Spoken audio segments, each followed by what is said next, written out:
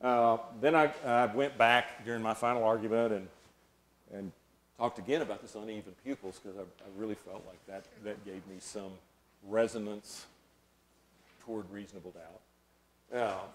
That it was only consistent with seizure. And if it was seizure, then there's no voluntary act. And if there's no voluntary act, there's no crime. Even though this woman is dead as a doornail. And all her relatives are over there like a lynch mob, crying and putting pressure on the jury. All these other field tests that my client did, which he didn't do as well as we'd hoped, are invalid because, hell, she's just coming out of a seizure. How can you expect her to walk the line? And she was in a postictal state. Postictal is a word I learned from this trial, which is what happens to you when you're coming out of a seizure. So you might be able to use that if you have any seizure cases coming up. There was a police interview of Miss Ferguson at the scene, consistent with seizure. She just mumbled, she was incoherent, she's babbling, leading the main investigative officer to opine, what is wrong with this woman? Now, intoxication is a fairly common phenomenon. You should be, if you've been on the force for years, you should be able to recognize intoxication. You don't need to be going around saying, what's wrong with the woman on the tape? And I would urge the jury to take that into consideration. Then we brought in our neurologist who testified about 3 abnormal EEGs that the client had taken after these unfortunate events, which would be indicative, and there was an indication that she may have had a seizure roughly 6 weeks before trial, and she was taken to the hospital, but unfortunately it remained equivocal because the woman just would not have a seizure while we had her in the hospital so we could document it. So then Dr. Novak educated everybody about different types of seizures.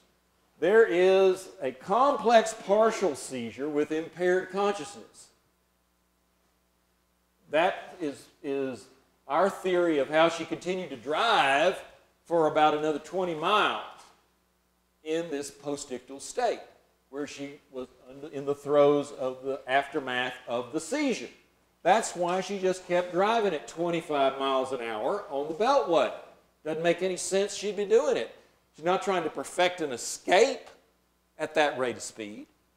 Till finally she pulled over.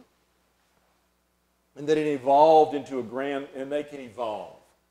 These complex partial seizure with impaired consciousness can evolve at the tail end of it into a grand mal seizure, which was consistent with what the officer observed. And so, therefore, it would not be a voluntary act.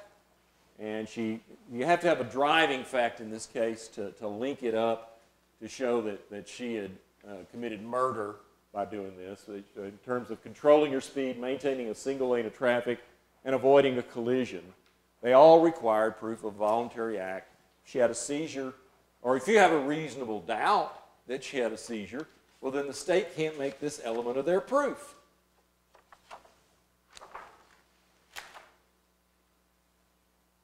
Well, the jury was out for a long time. They were out for about 3.5 days before the disapproving mothers on the jury that I unfortunately led on the jury determined that she was guilty. So we put it on appeal, and now we're putting it on writ. Well, and that was going to be my next point on this.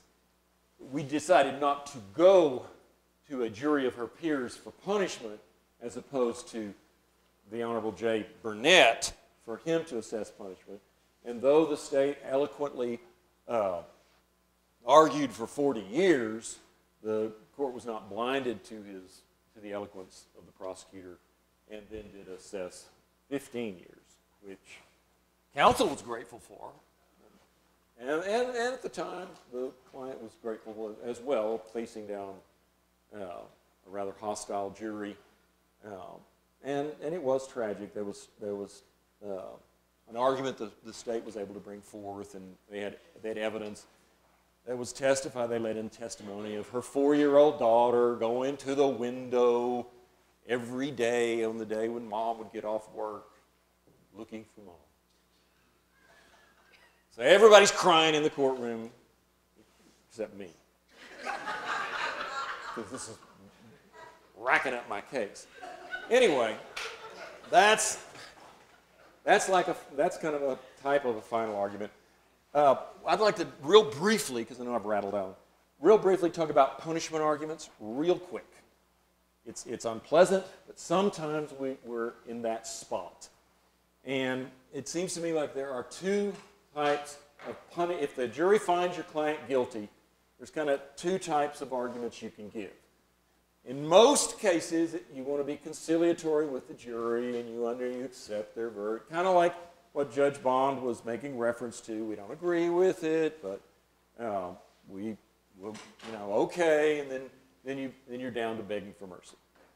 All right, but there are occasions when you can use another approach. You have to be careful. It has to be a case that is a very close case, where the jury is out for a long period of time, and you know there are people on the jury that had a hard time coming across a cotton patch and find the person guilty. And in that situation, you can do what my understanding Percy Foreman did, and that's why I heard that he had done this, so I tried it, where you castigate the jury. When you get your shot at them, you tell them, hey, we've just gone through a 1.5-week long trial. Y'all have just been out for 3 days, and just like clockwork, here it is 10 minutes till 5, and now you've come back and found my client guilty. You have convicted an innocent man. And and the reason, in my opinion, you have to do that in some cases, because if you don't, then and you suck up to the jury, then that faction on the jury that believes this is all show business is going to have an aha moment with your jurors back in the jury room saying, I told you it was just show business. You've got to show that you were convinced that the person was innocent and that they have convicted an innocent man, and all they can do is mitigate this injustice by giving probation. And it's a terrible thing that has happened in this courtroom. You have got the whole point of argument in large measure is to put backbone on that faction of the jury that is on your side, to give them some rhetorical ammunition and not stretch them out in punishment where they've been, again, they were for not guilty to begin with, but finally came across. Now that part of the jury that says, let's put the hammer down, if you try to suck up to them, they're liable to take the position. See, it was all show business. Now is the real part. In that particular case, it was sexual assault of a child case, and the jury was shamed into giving my client probation. Just historically, it didn't work out as well as we'd hoped. He was in Judge Anderson's court.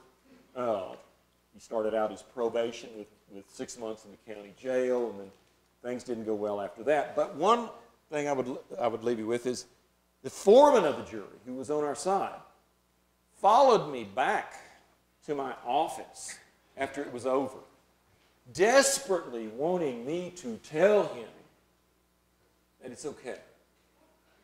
It's okay. He did it. It's okay. And he was very disgruntled when I had to tell him, no, you convicted an innocent man. My final thing to leave you with is I had another murder trial years ago, which things worked out a little bit better. And my client, to show you how the final argument is a creature of the state, so to speak, after the trial was over and we were waiting for the deliberations, my co-counsel and I went back into the holding cell to talk to our client. And his response was that, well, when you guys were up there talking, I was thinking I had a pretty good chance. It didn't sound like I'd done much. But when them girls got up there, from the family violence section. When them girls got up there and started talking, the more they talked, the more I thought, we need to get a rope for that guy. And then I realized they're talking about me. Thank you.